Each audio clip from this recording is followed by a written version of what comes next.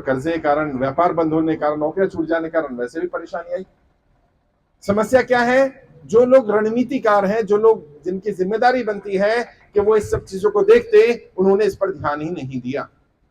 और ज्यादातर लोग, 90% लोगों ने बताया नौकरी खत्म हुई, लॉकडाउन, जीएसटी, नोटबंदी ये कारण है।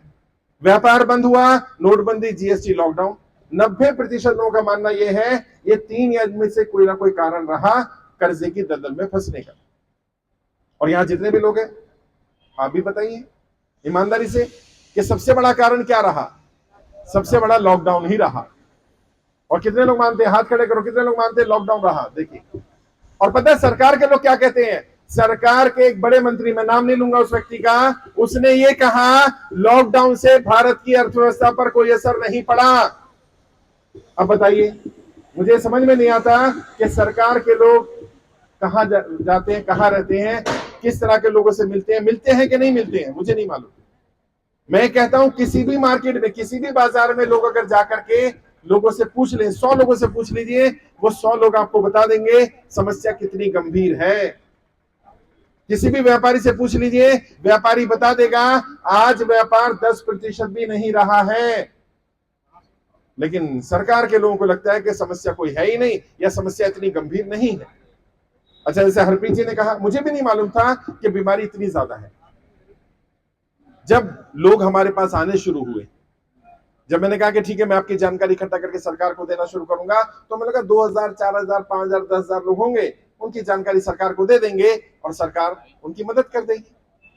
हैरानी तब हुई कि पहले 15 दिन के अंदर ही 20,000 से ज्यादा लोगों ने अपने फॉर्म भर दिए। और आज जैसा भी बताया 3,60,000 से ज्यादा लोग कर्जा मुक्ति अभियान में आवेदन कर चुके हैं और हर दिन 2-3 हजार नए लोग जुड़ रहे हैं। समस्या जितनी हम गंभीर समझ रहे थे, ये उससे ज्यादा गंभीर है। और असली परेशानी कौन सी है? बैंकों की तो परेशानी है, जिनकी प्रॉपर्टी मॉर्गेज है, जिनकी गाड़ी कब्जा करने के लिए बैंक पीछे पड़े हुए हैं, जिनकी फैक्ट्री पर, दफ्तर पर, घरों पर कब्जा किया जा रहा है। एक बड़ी समस्या है जो प्राइवेट फाइनेंस है या साहूकार वाला। अभी कल भी बरेली में बताया गया 15% मासिक ब्याज, 1 लाख रुपए लिया ब्याज पर और 15,000 रुपए महीना देना पड़ रहा है। यह व्यक्ति कभी निकल नहीं पाएगा दलदल से। देश की एक बड़ी मार्केट है चांदनी चौक मार्केट में, वहां गया, एक व्यापारी से मिला, उसने कहा कि मेरे भाई ने 50 लाख रुपए साहूकार से लिया 10% ब्याज पर, मासिक 10%, यानी कि हर महीना 5 लाख रुपए देना है। नहीं दे पाया, आत्महत्या कर ली, दे ही नहीं सकता। अब सोचिए 5 लाख रुपए महीना ब्याज, कहां, कौन सा व्यापार में इतना कमाई हो रही है कि 5 लाख रुपए महीना दे देगा? और ये साहूकार लोग ये किसी की नहीं सुन रहे, चेक ले लेते हैं, 138 का केस लगा देते हैं, गाली गलौज करते हैं, बदतमीजी करते हैं, क्योंकि ज्यादातर बदमाश है, ज्यादातर को पॉलिटिकल संरक्षण प्राप्त है, पुलिस वाले उनके साथ देते हैं। समस्या क्या रही है? आम इंसान की कोई सुनने वाला नहीं। और मुझे यहाँ का नहीं मालूम यहाँ का कितनी समस्या है। मैं मध्य प्रदेश गया, वहां लोगों ने बताया कि साहूकार पैसा दे देते हैं ब्याज पर, और जब हम ब्याज नहीं चुका पाते तो साहूकार कहते हैं आप अपनी बेटी को भेज दो, अपनी बहन, अपनी बीवी को हमारे पास भेज दो। बहन बेटियों की इज्जत के साथ खिलवाड़ हो रहा है और इसलिए लोग कर्जे के कारण आत्महत्या करने पर मजबूर हो रहे हैं, क्योंकि इज्जतदार आदमी क्या करेगा? वो ये सब नहीं झेल सकता, मर जाएगा। और सरकार के आंकड़े, मैं नहीं कह रहा, सरकार के आंकड़े हैं, पिछले 5 वर्ष में 50,000 से ज्यादा व्यापारियों ने कर्जे के कारण आत्महत्या की। पिछले 1 वर्ष में 2022 के अंदर ही 20,000 लोगों ने आत्महत्या किया कर्जे के कारण। और समस्या क्या है? जिस कारण वो आत्महत्या कर रहे हैं इसके लिए वो जिम्मेदार नहीं है, इसके लिए सरकार की गलत नीतियां जिम्मेदार हैं। आपने लॉकडाउन नहीं लगाया, आपने जीएसटी नहीं लगाया, आपने नोटबंदी नहीं करी, करा किसी और ने, और भरना आपको पड़े, ये नहीं होना चाहिए। और मैं आप सबसे हाथ जोड़कर विनती कर रहा हूं, मर जाना कोई समाधान नहीं। कर्जा ले लिया, ठीक है, कोई गुनाह नहीं कर दिया, कोई पाप नहीं हो गया। और अपने आप को दोष देना बंद करो, अपने आप को दोषी ठहराना बंद करो, क्योंकि ज्यादातर लोग ये समझ रहे हैं मैंने कर्जा ले लिया, गलती मेरी है।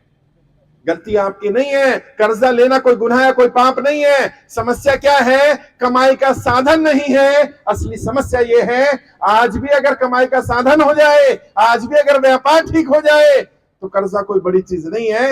इतना या इससे ज्यादा कर्जा भी चुकाया जा सकता है। समस्या क्या है? कर्जा तो है, कमाई का साधन नहीं है, और सरकार में बैठे लोग इस बात को नहीं सुन रहे, और वो करेंगे। वो तुम्हें धर्म के नाम पर बांटेंगे, वो तुम्हें जाति के नाम पर बांटेंगे, वो तुम्हें तोड़ने की कोशिश करेंगे। इस बात को समझ लेना। तुम अड़े रहना। हमारी एक ही जाति है भैया। हम कौन सी जाति वाले? कर्जे वाले। एक ही जाति हमारी, हमारा एक ही धर्म है। कौन सा? कर्जा। वो बोलेगा हिंदू की बात करेगा, मुस्लिम की बात करेगा, बोलो कर्जे की बात कर, कुछ भी घुमा फिरा के लेकर के आए, कर्जे की बात करो। क्योंकि जो जनता का कर्जा माफ करेगा, जो जनता का साथ देगा, जनता उसका साथ देगी, और जो जनता का साथ नहीं देगा, जनता उसका साथ नहीं देगी, देना भी नहीं। और इसी कड़ी में मैंने क्या किया?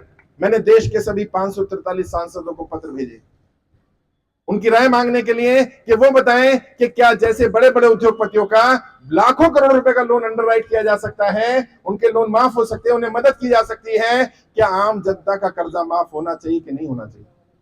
543 के 543 सांसदों को लेटर भेजा, और आपके लिए खुशी की बात यह है अभी तक 6 सांसदों के जवाब भी आए हैं, और 6 के 6 सांसदों ने कहा है जनता का कर्जा माफ होना चाहिए।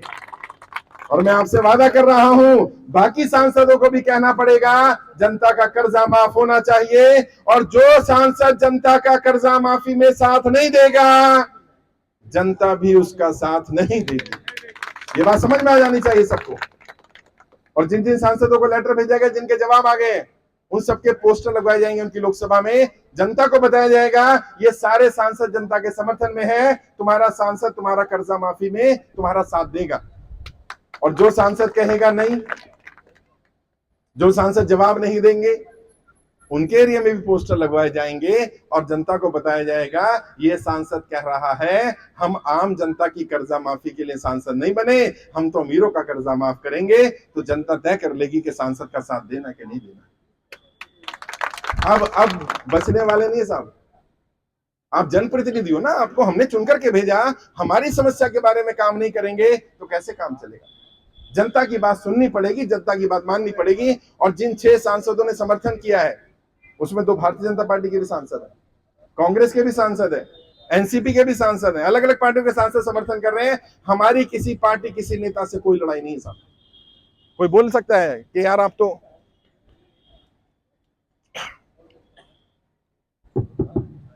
हो सकता है कोई सांसद ये बोले, कोई व्यक्ति ये बोलने लग जाए कि आप तो किसी पार्टी के विरोधी हो। मुझे कहते हैं आप तो भारतीय जनता पार्टी के विरोधी हो। मैंने कहा मैं तो नहीं हूं। और सबसे पहला काम क्या करें? नरेंद्र मोदी जी वाकई अगर भारतीय जनता पार्टी के समर्थक हैं या भारतीय जनता पार्टी के समर्थकों को अपना मानते हैं, तो सबसे पहले भारतीय जनता पार्टी के समर्थकों का कर्जा माफ कर दो। क्या दिक्कत है? लेकिन समस्या क्या आ रही है? वो उनका भी कर्जा, समस्या क्या आ रही है? समस्या ये आ रही है कि वो उनका भी कर्जा माफ नहीं करेंगे। क्यों? क्योंकि जनता की सिर्फ वोट चाहिए, जनता की सिर्फ सपोर्ट चाहिए, लेकिन जनता के मुद्दे उठाने नहीं है। लेकिन मैं इन सांसदों को छोड़ने वाला नहीं हूं। मैंने इन सांसदों से रिक्वेस्ट की है, जिन 6 सांसदों ने हमारा समर्थन किया है, वो अब सदन में ये मुद्दा उठाएं। अगर सांसद ने सदन में मुद्दा उठाया तो इसका मतलब ये एक नेशनल न्यूज बनेगी, और फिर जनता की समस्या अखबारों में, मीडिया में आनी शुरू होगी। और जब ये मीडिया में, अखबारों में चर्चा होनी शुरू हो जाएगी, तो सरकारों को निर्णय लेना पड़ेगा। और मैं नेताओं की नब्ज अच्छी तरह जानता हूं। नेता एक ही भाषा समझते हैं साहब। कौन सी भाषा? वोट की भाषा। हाँ, इन्हें और कोई भाषा समझ में नहीं आती। जब इन्हें लगता है कि इनका वोट इनसे खिसक जाएगा, खिसक सकता है, हो सकता है जनता हमें वोट ना करे, हो सकता है जनता हमारा समर्थन ना करे, तब ये जनता के पीछे आ जाते हैं और जनता का साथ देने लगते हैं। अब तुमने क्या करना है? तुम्हें बीमारी भी पता है, इलाज भी पता है। वोट चाहे जिस मर्जी को दे देना, लेकिन कम से कम डराना तो शुरू कर दो। इतना बोलना शुरू कर दो कि अगर हमारा कर्जा माफ नहीं करोगे, हम तुम्हें वोट नहीं करेंगे। बस बोलना है। और मैं लिख कर दे सकता हूं, जैसे ही आप बोलना शुरू कर दोगे, वो तुरंत आपकी कर्जा माफी के बारे में बात करना शुरू कर देंगे। क्योंकि वो डरते हैं, डरपोक हैं। उन्हें मालूम है कि जनता चली ना जाए, कहीं ऐसा ना हो जाए कि हमारा वोट बैंक खिसक जाए। लेकिन आपको भी थोड़ा सतर्क रहने की जरूरत है, बैंकों से भी बचने की जरूरत है। जैसा अभी इस्लाम जी ने कहा, डकैती हो रही है। मैं इस तरह के शब्द तो इस्तेमाल नहीं करना चाहता, लेकिन ये बात सही है, आम जनता की प्रॉपर्टी पर, गाड़ियों पर, घरों पर, दफ्तरों पर बुरी निगाह लगा करके बैठे हुए हैं कुछ लोग। वो इंतजार करते हैं कि कैसे आपका लोन एनपीए हो जाए एक बार, और खासकर से कब, जब आपने लोन लिया 20 लाख 30 लाख का और प्रॉपर्टी की वैल्यू 1 करोड़ की 2 करोड़ की, तो चाहते हैं कि कुछ भी करके इसका लोन एनपीए हो जाए, एक बार डिफॉल्ट कर जाए, और जब ये डिफॉल्ट कर जाएगा हम इसकी प्रॉपर्टी कब्जा कर लेंगे। और कई जगह पर तो 2-2 लाख 3-3 लाख रुपए के लिए 20-20 30 40 लाख की प्रॉपर्टी को नीलाम करने का तय कर लिया। अभी मैं वेस्ट बंगाल गया, वहां पता चला एक व्यक्ति के ऊपर 4.5 करोड़ रुपए का लोन था साहब, पेनल्टी इंटरेस्ट सब बढ़ा करके 6.5 करोड़ रुपए कर दिया, 15 करोड़ की प्रॉपर्टी कब्जा कर ली। क्यों भाई, जितना लोन है उतने की प्रॉपर्टी ले लो ना, नहीं, उस प्रॉपर्टी पर पूरी पर कब्जा कर लिया। और तुम्हें भी थोड़ी बातें समझनी पड़ेंगी। क्या, जब तुम्हें कोई नोटिस आता है तो नोटिस को सीरियसली लेना पड़ता है। बहुत सारे लोग कल भी आए, नोटिस खोलकर ही नहीं देख रहे कौन सा नोटिस है। मैं आपको बताना चाहता हूं, अगर आपके पास कोई भी नोटिस आया, नोटिस कोई फांसी का फंदा नहीं है, नोटिस को खोल कर देखो कौन सा है, और उस नोटिस में जो लिखा हुआ है उसके आधार पर जवाब देना शुरू करो। मोटे मोटे तौर पर 3 तरह के नोटिस आते हैं, इसको ध्यान में रखना। पहला नोटिस आता है जो बैंक से आता है, उस पर बैंक का नाम लिखा होगा, अगर ऊपर बैंक का नाम लिखा है तो वो बैंक का नोटिस है। दूसरा नोटिस होता है वकील का, एडवोकेट का, उसमें लिखा होता है अधिवक्ता, एडवोकेट, वकील। अगर वकील लिखा है, एडवोकेट लिखा है, अधिवक्ता लिखा है, यानी कि ये वकील का नोटिस है। और तीसरा आता है कोर्ट का नोटिस, उसमें लिखा होता है न्यायालय, सत्र न्यायालय, राज्य न्यायालय, कोर्ट, लोक अदालत। अगर अदालत लिखा है, कोर्ट लिखा है, न्यायालय लिखा है, ये कोर्ट का नोटिस है। नोटिस चाहे कोई भी हो, उसका जवाब देना है। अच्छा, जवाब कैसे देना है? जो बैंक का नोटिस आता है उसके जवाब के लिए आप एक प्लेन पेपर पे लिख करके दे सकते हो, देना लिख करके। क्योंकि बैंक क्या कर रहा है, बैंक बहुत तेज है। बैंक आपको नोटिस देता है रिटर्न में, और आप क्या करते हो, आप फोन पे बात कर लेते हो। बैंक फिर नोटिस भेजता है, फिर आप फोन पे बात कर लेते हो। बैंक फिर नोटिस भेजता है, फिर आप फोन पे बात कर लेते हो। बैंक क्या कर रहा है, बैंक आपकी फाइल मोटी करता जा रहा है। जब जज के सामने फाइल रखी जाएगी तो बैंक के इतने सारे नोटिस दिखेंगे और आपकी तरफ से एक भी लेटर नहीं दिखेगा, तो जज कहेगा तुमने कोई बात ही नहीं करी। तुम कहोगे मैंने तो फोन किया था, कहते नहीं, फोन नहीं होता। तो क्या करो, जब भी बैंक से कोई नोटिस आए उसका जवाब रिटर्न में दो, और ये तुम्हारा अधिकार है। आरबीआई कहता है कि यदि आपको कोई नोटिस आया, कोई सूचना आई, तो उसका जवाब देना आपका अधिकार बनता है। आप बैंक में जाकर के रिटर्न में नोटिस दो। अगर कोर्ट से नोटिस आया तो कोर्ट में जाओ, वकील का नोटिस आया तो किसी वकील को पकड़ो और वकील उसका जवाब लिख करके दे देगा, यानी नोटिस का जवाब देना है। दूसरा, कोशिश ये करनी है कि बैंक की ईएमआई डिफॉल्ट ना की जाए। हर संभव कोशिश करो कि तुम समय पर ईएमआई भरते रहो, खासकर से वो जिनका बैंक का लोन चल रहा है और प्रॉपर्टी मोर्टगेज है। क्योंकि बैंक की अगर ईएमआई आपने एक बार बाउंस कर दी तो आपके सिविल में भी रिफ्लेक्ट करेगा, और हो सकता है कल को आपकी स्थिति खराब होने पर जब आप बैंक से मदद मांगने जाओ तो बैंक आपकी मदद ना करे। समस्या क्या आती है, हम एक गलती करते हैं, मान लो आपकी नौकरी छूट गई, व्यापार बंद हो गया कोई भी कारण से। जैसे अभी एक केस आया मेरे पास, एक व्यक्ति की दुकान में आग लग गई। अब आग लग गई तो कमाई बंद हो जाएगी ना। अब उसका लोन चल रहा था बिजनेस का, कम से कम 35-40 हजार रुपए की ईएमआई जाती थी हर महीने, अगले महीने नहीं जाएगी। उसने बैंक को बताया ही नहीं कि मेरी दुकान में आग लग गई है, डिफॉल्ट कर गया। कहता नहीं, मैं सोचता रहा इंश्योरेंस का बेनिफिट मिल जाएगा, पैसे आ जाएंगे, भर दूंगा। नहीं, अगर तुम्हारे साथ कोई हादसा हो गया, तुम्हारी नौकरी छूट गई, तुम्हें नौकरी से निकाल दिया गया, तुम्हारा बिजनेस बंद हो गया, कोई हादसा हो गया और तुम नहीं भर पा रहे, तो तुम्हें पता है अगले महीने में ईएमआई नहीं दे सकता। तो क्या करो, इससे पहले कि ईएमआई बाउंस हो, बैंक में जाकर के एक लेटर दे दो कि मेरे साथ ये हादसा हो गया और मैं अपनी ईएमआई अगले इतने दिन तक नहीं भर पाऊंगा। आरबीआई कहता है कि आप 2 बार अपने लोन को रीस्ट्रक्चर कर सकते हो। रीस्ट्रक्चर का मतलब अपनी ईएमआई का अमाउंट कम करवा सकते हो। ड्यूरेशन बढ़ जाएगा लेकिन ईएमआई कम हो जाएगी। आपको लीन पीरियड मिल सकता है। लीन पीरियड क्या होता है, जिसमें केवल आप पर इंटरेस्ट लगेगा, आपको ईएमआई पे नहीं करनी। 6 महीने से लेकर के 2 साल तक का लीन पीरियड आपको मिल सकता है। लेकिन कब मिलेगा, जब आप डिफॉल्ट नहीं करेंगे, आपकी ईएमआई लगातार चल रही होंगी, और जब आपकी कोई दिक्कत आने लग जाएगी तो आप उससे पहले ही बैंक में चले जाएंगे। और अचानक हादसे बहुत कम होते हैं। हमें पता चल जाता है अगले महीने में ईएमआई नहीं पे करने वाले, हमें पता चल जाता है कि हमारे पास पैसे नहीं है। तो जब पता है अगली तारीख को पैसे नहीं दे पाऊंगा, तो इससे पहले कि ईएमआई बाउंस हो जाए, अगर तुम बाउंस होने के बाद बैंक में गए तो बैंक तुम्हारी फेवर नहीं करेगा। बाउंस होने से पहले गए और उससे पहले तुम्हारा रिकॉर्ड क्लियर है तो बैंक समय भी देगा, बैंक तुमसे बात भी करेगा। हो सकता है बैंक तुम्हें कुछ लीन पीरियड भी दे दे, 3 महीने का, 6 महीने का, 1 साल का समय मिल जाता है। बहुत सारे केसेस में मिला भी है।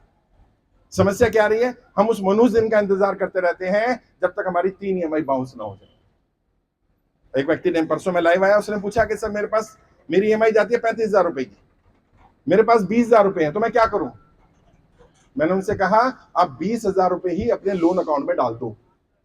मान लो आपकी EMI 10,000 की जाती है और आपके पास 8,000 है, तो क्या करो, 8,000 ही डाल दो। किस में डाल दो? लोन अकाउंट में, बैंक अकाउंट में नहीं। 2 अकाउंट होते हैं हमारे, एक जिससे लोन चल रहा होता है और एक जो हमारा बैंक अकाउंट होता है। बैंक अकाउंट में अगर 8,000 डालोगे तो EMI बाउंस कर जाएगी क्योंकि 2,000 कम है। लोन अकाउंट में डाल दोगे तो 2,000 आपका रह जाएगा, उस पर पेनल्टी लगेगी, इंटरेस्ट लगेगा, लेकिन 8,000 जमा हो गया। और अगर आप कुछ कुछ अमाउंट डालते रहते हैं तो आपका account bank NPA generally declare नहीं करता। क्यों? क्योंकि बैंक को मालूम है अगर मैंने NPA डिक्लेयर करा ज्यादा तो शेयर मार्केट में मेरे शेयर की वैल्यू गिर जाएगी, कल को बैंक में कोई इन्वेस्ट नहीं करेगा। तो बैंक भी नहीं चाहता जल्दी से NPA करना। प्रॉब्लम क्या आती है, हम ना तो कुछ पैसा डालते, ना हम लेटर का जवाब देते, ना हम बैंक में जाके बात करते, और जब हमारे पास नोटिस आ गया, 13/2 का नोटिस आ गया, 13/4 का नोटिस आ गया, प्रॉपर्टी को कब्जा करने का नोटिस आ गया, तब भाग के आते हैं कि सर अब बताओ क्या करना। अब आपने तो फंदा तो पहले ही डाल लिया ना गले में। पहली कोशिश ये करो कि फंदा ना डले, और उसके लिए क्या करना है, जब स्थिति खराब होने लगे बैंक में जाकर बात करो। अब कई लोग कहते हैं मैं बैंक गया, बैंक बात ही नहीं करता। हाँ, कई मैनेजर सुनते नहीं है, बात नहीं करते, कोई बात नहीं, उसका इलाज है। सबसे पहले तो बैंक से रिटर्न में बात करनी, तो लेटर लिख करके लेकर के जाओ। और जब लेटर लेकर के गए और मैनेजर ने लेटर लेने से मना किया तो मैनेजर को बोले इस पर लिख कर दे दो, मैं लेटर रिसीव नहीं कर रहा। सब नौकरी चली जाएगी उसकी। क्यों? क्योंकि RBI की गाइडलाइंस है, अगर कस्टमर की स्थिति खराब है तो कस्टमर अपनी स्थिति के बारे में बैंक को जानकारी दे सकता है।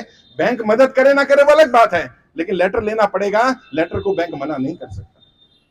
फिर भी हो सकता है मैनेजर कहे मैं लिख के भी नहीं दिया, कोई बात नहीं, वीडियो बनाओ, फोन है ना, वीडियो रिकॉर्ड कर लो। सर जी मैं आपके पास लेटर लेकर के आया हूं, आखिरी बार पूछ रहा हूं आप ये लेटर ले रहे हैं कि नहीं ले रहे हैं, बस इतना सही करना है और घर आ जाओ वापस। स्पीड पोस्ट करो पोस्ट ऑफिस में जाकर। किसके नाम पर? बैंक मैनेजर के नाम पर। स्पीड पोस्ट की रसीद बनती है, रसीद अपने पास रख लेना बस। अब जब तुम कोर्ट जाओगे या बैंक कोर्ट जाएगा, तुम बताओगे माई बाप मेरी स्थिति खराब हो गई थी, मेरी नौकरी छूट गई थी, मेरा व्यापार बंद था, जो भी दिक्कत आई, नोटबंदी, GST, लॉकडाउन के कारण, मैं बैंक मैनेजर के पास गया, ये वीडियो का प्रूफ है कि मैं गया था, ये मैनेजर सामने मना कर दिया था, और फिर मैंने चिट्ठी को पोस्ट कर दिया था, और ये मेरे पास रसीद है। अब जज कहेगा कि हाँ ये व्यक्ति जेन्युइन है, क्योंकि फ्रॉड आदमी लेटर लेकर नहीं जाता। जिसको पैसा मारना होता है वो बैंक जाता नहीं है। आप ना जाकर के साबित कर रहे हो कि आप पैसा मारना चाहते हो। और जितने लोग बैठे ईमानदारी से बताओ, क्या पैसा मारना चाहते हो? पैसा भरना चाहते हो ना? मुझे एक व्यक्ति नहीं मिला जो क्या पैसा मारना चाहता हो, कहता साहब बस कमाई का साधन मिल जाए, थोड़ी समय मिल जाए, मैं पाई पाई चुकाने को तैयार हूं। और हम क्या मांग कर रहे हैं सरकार से? हमारी मांग क्या है भाई? या तो लोन माफ कर दो, बड़े बड़े लोगों का कराए, बहुत बार कराए, बहुत सारे लोग 9,000 करोड़ रुपए लेकर भाग गए, हम तो भागे नहीं, हम तो यहीं पर है। या तो हमारा लोन माफ कर दो, और जिनका लोन माफ नहीं कर सकते उन्हें कम से कम 2 साल का समय दे दो। और मैं आप सबसे फिर पूछना चाहता हूं, अगर 2 साल का समय मिल जाए, ना इंटरेस्ट पे करना है, ना EMI पे करनी है, ना पेनल्टी लगेगी, ना सरचार्ज लगेगा, ना कोई सजा होगी, तो तैयार हैं? 2 साल का समय मिल जाए तो बहुत सारे लोगों का व्यापार अपने आप ही ठीक हो जाएगा यार। अभी प्रॉब्लम क्या? प्रेशर है, टेंशन है। धंधा करे कि टेंशन को देखे? इधर EMI भरता है कहीं से लेकर के, अगले महीने का फिर प्रेशर शुरू हो जाता है। और समस्या क्या? क्योंकि प्रॉपर्टी मॉर्गेज है, दुकान, गाड़ी, घर कब्जा करने का डर लगा रहता है, तो उसका वो डर तो है ही, जायज है, तो वो व्यापार कैसे करेगा? तो हमारी यही मांग है कि या तो बड़े उद्योगपतियों की तरह आम लोगों का भी कर्जा माफ कर दिया जाए, और जिनका कर्जा माफ ना हो सके किसी भी कारण से, उन्हें 2 साल का समय दे दिया जाए। और तीसरी मांग क्या है? वो लोग जो एक्सपायर कर गए, अब व्यक्ति दुनिया में नहीं रहा। अभी मैं भी दिल्ली में था, एक केस आया, एक लेडी है, 2 बच्चे, एक बेटा एक बेटी, बच्चों की पढ़ाई चल रही, हस्बैंड ने लोन लिया था, बिजनेस लोन था, हस्बैंड एक्सपायर कर गए, घर फैक्ट्री सामान सब गिरवी रखा हुआ है। अब बैंक वाला ये कह रहा है कि उनका इंश्योरेंस नहीं था, जबकि इंश्योरेंस कराना बैंक की जिम्मेदारी थी कि इंश्योरेंस कराना था। लेकिन चलिए कोई बात नहीं, इंश्योरेंस नहीं था। अब व्यक्ति दुनिया में नहीं रहा, बच्चे छोटे हैं, वो कमा नहीं रहे, तो कम से कम ऐसे लोगों का तो लोन माफ कर दो यार। जब बड़े बड़े लोगों का माफ कर रहे हो, इनका तो माफ होना चाहिए। तो हमारी यही मांग है, हमारी कोई बड़ी मांग नहीं है। और मैं आपको ये बात दावे के साथ कह रहा हूं, जल्दी ही सरकार इस पर संज्ञान लेगी, क्योंकि सरकार पर अब दबाव पड़ रहा है। दबाव क्यों पड़ रहा है? जब ये संख्या 10,000 थी ना, सरकार सीरियसली नहीं ले रही थी हमें। 10,000 लोग हैं, क्या करेंगे? अच्छा, जब 20,000 हुए थोड़ा दबाव पड़ा, 50,000 हुए और दबाव पड़ा, 1,00,000 हुए तो सरकार ने जवाब देने शुरू कर दिए लेटर के। अभी 3,60,000 हो गए। सोचिए जिस दिन 1 करोड़ हो जाएंगे उस दिन क्या होगा है? हाँ, जहां मैं खड़ा हूं ना, या सरकार आके खड़ी होगी, कहेगी माई बाप बताओ क्या करने का है, देख लेना, ऐसा ही होगा। अपनी अपनी लड़ाई मत लड़ो, अपनी अपनी लड़ाई लड़ोगे सफल नहीं हो पाओगे, याद रखना। मेरे ऊपर कर्जा नहीं है, राजीव जी पर कर्जा नहीं है, राहुल जी पर कर्जा नहीं है, हरप्रीत जी पर कर्जा नहीं है, इस्लाम जी पर कर्जा नहीं है, मेरी टीम में से किसी व्यक्ति पर कोई कर्जा नहीं है। हम आपकी लड़ाई लड़ रहे हैं। आप में से भी जिसके ऊपर कर्जा नहीं है वो भी लड़ाई लड़े, और जिसके ऊपर कर्जा है वो अपनी तो लड़ाई लड़े ही लड़े, दूसरे की भी लड़ाई लड़े। और देखो यार, 70-80 लोग हैं यार, अगर सब लोग तय कर लो कि हमें एक दूसरे की मदद करनी है, कोई रिकवरी एजेंट आके भाई को परेशान करने लग जाए और सब लोग जाकर के इसके घर पहुंच जाओ, ओए कैसे परेशान करा, मेरा भाई है, हिम्मत नहीं होगी दोबारा रिकवरी वाला आकर के भाई को परेशान कर दे। प्रॉब्लम क्या है? तुम अपनी लड़ाई लड़ रहे हो। अगर अपनी अपनी हर कोई लड़ाई लड़ेगा तो आपकी मदद के लिए केवल आप ही होगे, एक व्यक्ति मिलेगा। लेकिन अगर हर कोई तय कर ले मुझे दूसरे की लड़ाई लड़नी है, तो हर एक की मदद के लिए 100-100 लोग मिल जाएंगे सर, संगठित होकर के। वो बचपन में कहानी सुनी थी ना, एक एक लकड़ी को कोई भी तोड़ सकता है, लकड़ी का जब गट्ठर बन जाता है उसे तोड़ना आसान नहीं होता, उसे कोई तोड़ नहीं पाता। अपने मतभेद मिटाओ, जाति के आधार पर, धर्म के आधार पर, भाषा के आधार पर। वो तुम्हें बांटेंगे, तुमने नहीं बंटना है। वो तुम्हें बोलते रहेंगे तुम्हारा धर्म ये, तुम्हारी जाति हो, कहता भाई हमारा एक ही धर्म है, कर्जा। कर्जा माफ कर रहा है कि नहीं कर रहा बता? है तुम्हारी जाति कर्जा, और कोई नहीं अपने यहां। और जब तुम इस तरह से बात करने लगोगे, जब तुम एक दूसरे की आवाज उठाने लगोगे, तो मेरा विश्वास करना, ये नेता वापस आ जाएंगे अपने ट्रैक पर और ये कहेंगे चलो भाई कर्जा माफ कर देते हैं। और कई लोग ये भी पूछ रहे थे लोन माफ करने के लिए पैसा कहां से आएगा, तो मैंने एक वीडियो बनाई थी, आपको शायद पता भी हो, तुमसे भी कोई पूछ ले तो तुम्हें पता होना चाहिए कहां से पैसा आएगा। बैंकों में अनक्लेम्ड अमाउंट पड़ा हुआ है, इंश्योरेंस कंपनियों में अनक्लेम्ड अमाउंट है, कितना? 2 लाख करोड़ रुपया। ये कितना होता है? जितने लोग भी हमारे मिशन में जुड़े, अगर सबका सारा लोन माफ कर दिया जाए तो भी 1.5 लाख करोड़ ये भाई, तो भी बच जाएगा 50,000 करोड़। यानी सरकार का कोई व्यक्ति ये बोले कि सरकार के पास पैसे नहीं है, तो ऐसा नहीं है, सरकार के पास पैसे भी पड़े हुए हैं और अनक्लेम्ड है। अनक्लेम्ड कौन सा होता है?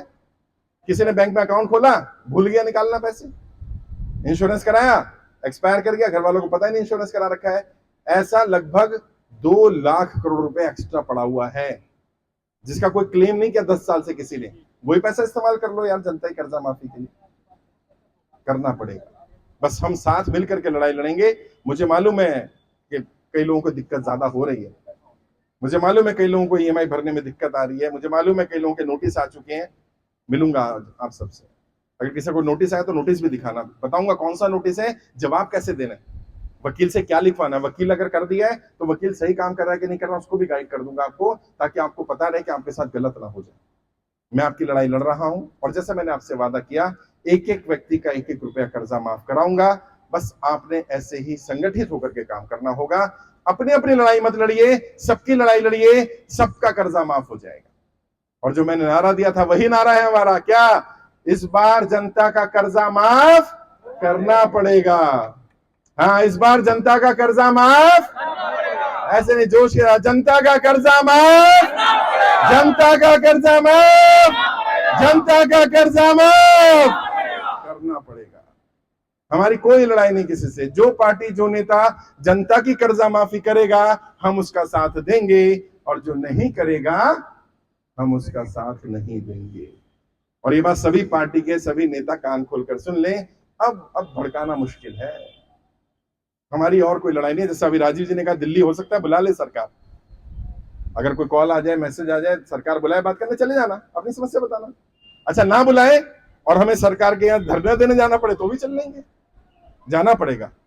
और जैसा आपने देखा, जब जंतर मंतर पर कार्यक्रम हुआ, हजारों की संख्या में लोग पहुंच गए, सब सरकार पर दबाव पड़ा, और वहीं से सभी ने मिलकर के तय किया, एक डेट दे दी सरकार को। कौन सी डेट? 30 जून 2023, इसी महीने की 30 तारीख।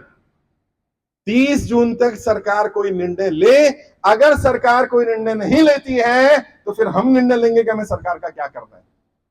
या तो सरकार को जनता का कर्जा माफ करना पड़ेगा, वरना ऐसी सरकार लेकर के आएंगे जो सबसे पहले जनता का कर्जा माफ करेगी। जनता का कर्जा माफ, जनता का कर्जा माफ, जनता का कर्जा माफ करना पड़ेगा, कोई और विकल्प नहीं है साहब। और ऐसे ही अपनी मांग पर डटे रहना। वो लोग तुमसे पूछ सकते क्या चाहिए, तीनों मांगे याद रख लो, रट लो। पहली मांग क्या है? जैसे बड़े उद्योगपतियों का लोन माफ किया जाता है, हमारा भी माफ करो। दूसरी मांग, अगर माफ नहीं कर सकते तो कम से कम 2 साल का समय दो। अच्छा, कई हो सकते हैं जिन्हें 6 महीने का समय काफी हो, लेकिन फिर भी मांगना कितना? 2 साल, क्योंकि अपने लिए नहीं मांगना ना, हो सकता है भाई को, दूसरे को 2 साल की जरूरत हो, 2 साल का समय मांगना।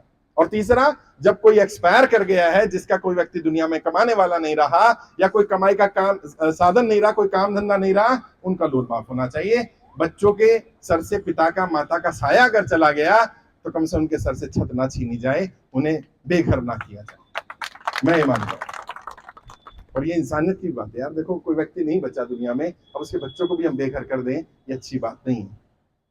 ये तो इंसानियत के खिलाफ बात हो जाएगी। कहां से देगा जो बचा ही नहीं वो व्यक्ति?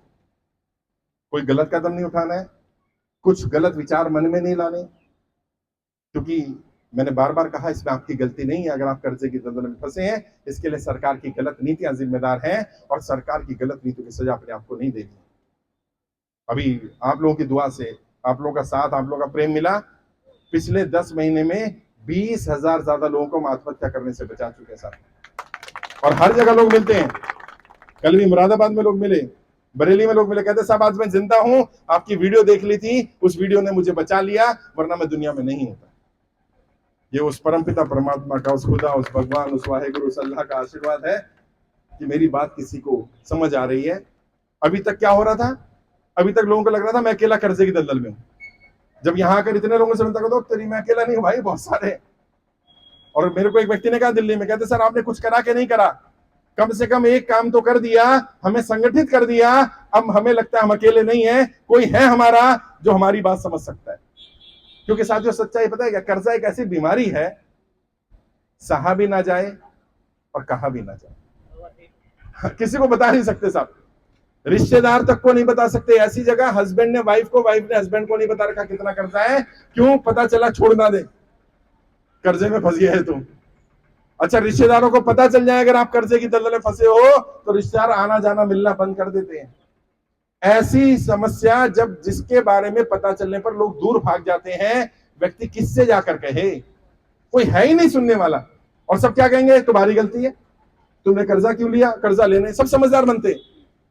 अरे भाई, वो पागल नहीं है, उसने कुछ सोच कर ही लिया था। उसको थोड़ी मालूम था आज मैं कर्जा लूंगा और अगले दिन लॉकडाउन लगा देगी भारत सरकार और सारा काम धंधा बंद हो जाएगा। कई लोगों ने बताया साहब मैंने व्यापार शुरू करा है फरवरी 2020 में और मार्च 2020 में लॉकडाउन लगा दिया, अब मैं क्या करूं बताओ। और बैंकों ने क्या करा? 3 महीने का मोरेटोरियम दे दिया। मोरेटोरियम में इतना लूटा है ना, 3 इंस्टॉलमेंट के चक्कर में 20 इंस्टॉलमेंट एक्स्ट्रा कर दिया। मतलब कितना लूटा जा रहा है। तो ये लूट तो बंद होनी चाहिए। मैं समझता हूं आप सबसे बात करेंगे, पर्सनली बात करूंगा, चाहे 1 घंटा लगे 2 घंटे लगे, सबसे मिलूंगा। आपने अपनी एंट्री कर दी होगी, 1 to 1 मिलूंगा आपसे। किसी के पास कोई नोटिस आया है, बैंक का नोटिस है, किसी कोर्ट का नोटिस है या वकील का नोटिस है, तो वो दिखाना। अगर नहीं है कॉपी तो व्हाट्सएप पर दिखा देना, ताकि मैं आपको गाइड कर पाऊं अच्छी तरह से कि इसका समाधान क्या करना है। बाकी संगठित रहो। आज जितने लोग आए हैं बाराबंकी में, सबका एक व्हाट्सएप ग्रुप बना दूंगा, सब लोग आपस में कनेक्ट रहना। किसी के यहां भी समस्या हो जाए तुरंत पहुंच जाना। ये समझ लेना वो व्यक्ति तुम्हारा अपना है। एक माँ के पेट से पैदा होने वाले भाई बहन नहीं होते हैं, जो एक दूसरे का दर्द समझते हैं वो भी भाई बहन होते हैं। ये समझ लेना वो तुम्हारा भाई तुम्हारी बहन है।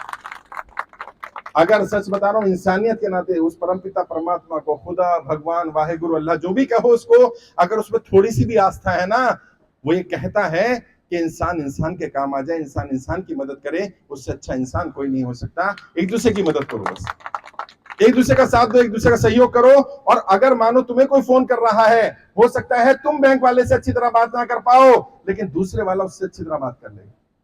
तुम मानो इनका फोन आया तो ये बात कर ले, इनको फोन आया तो ये बात कर ले, डांट दो उसको। और कोई रिकवरी वाला गाली गलौज करता है, बदतमीजी करता है, मिसबिहेव करता है, घर पर आकर बैठ जाता है, ये इलीगल है, अलाउड नहीं है। कुछ नहीं करिए, वीडियो बनाइए उसका, और उसके बाद कुछ डॉक्यूमेंट्स होने चाहिए। सबसे पहला उसके पास आई कार्ड होना जरूरी है। बिना आई कार्ड के वो आपके घर नहीं आ सकता। और आई कार्ड भी कौन सा? उस बैंक का जिस बैंक से आपने लोन लिया। वो कहता नहीं मैं तो रिकवरी एजेंसी का हूं, कोई बात नहीं, उसका आई कार्ड दिखा दे।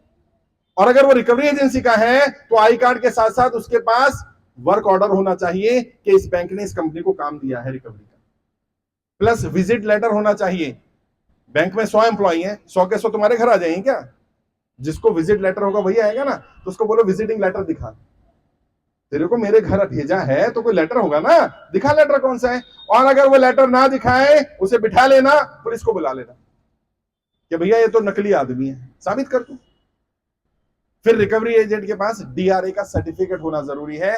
डेप्ट रिकवरी एजेंट का सर्टिफिकेट होता है, उनकी ट्रेनिंग होती है, उनका कोर्स होता है। सर्टिफिकेट के बिना वो रिकवरी का काम नहीं कर सकते। थोड़ा डरना बंद करो। समस्या क्या रही, तुम्हें कोई भी फोन पर धमका रहा है, पुलिस वाला बन के धमका रहा है, वकील बन के धमका रहा है, बैंक का मैनेजर बन के धमका रहा है, और तुम डर गए। उसको बोलना हाँ कितना बड़ा पुलिस वाला है ना, आजा घर आजा, देख लेंगे तेरे को। कोई गुनाह नहीं कर दिया यार, तुमने लोन लिया, तुमने कोई पाप नहीं किया है, तुमने कुछ परिस्थितियां देखकर लोन लिया था, चुका भी दोगे आज, नहीं तो कल परिस्थितियां ठीक हो जाएंगी। लेकिन कोई आपकी मानहानि करे, कोई आपके साथ गाली गलौज करे, बदतमीजी करे, ये अधिकार किसी को नहीं है। और अगर कोई मानहानि करता है, गाली गलौज करता है, बदतमीजी करता है, आप उसके खिलाफ केस भी कर सकते हैं मानहानि का।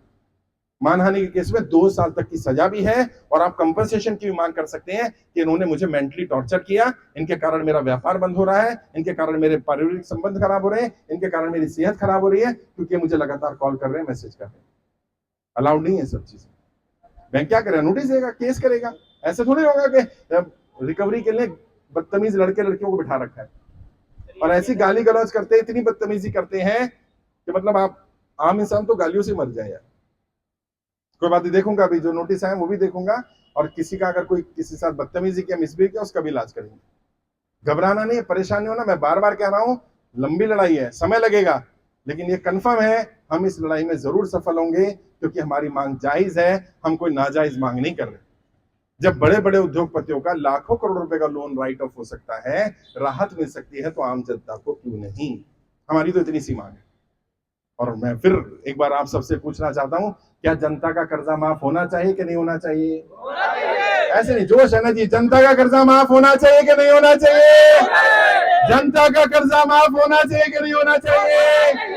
अब हमारा नारा, जनता का कर्जा माफ करना पड़ेगा, जनता का कर्जा माफ, जनता का कर्जा माफ, जनता का कर्जा माफ करना पड़ेगा, और कोई विकल्प नहीं है सर। बहुत बहुत शुक्रिया, आप सभी आयोजकों का शुक्रिया। इस्लाम मोहम्मद भारती जी हमारे प्रदेश प्रभारी, जोरदार तालियां इनके लिए हो जाए, इन्होंने बहुत बढ़िया कार्यक्रम ऑर्गेनाइज किया। आप सबसे मुलाकात करेंगे, बैठेंगे, बातचीत करेंगे, समस्याओं का समाधान करके भेजेंगे। बहुत बहुत शुक्रिया। जय हिंद, जय भारत।